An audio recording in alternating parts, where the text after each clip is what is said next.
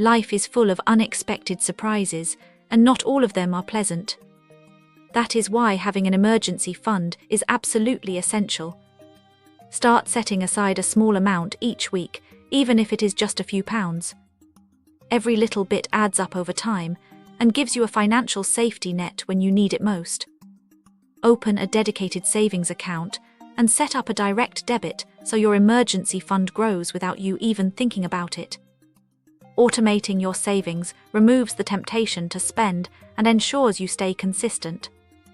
Treat it like a non-negotiable bill that you pay to your future self. Aim to build up at least 3 to 6 months' worth of living expenses. It might seem like a daunting target at first, but with discipline and patience you will get there.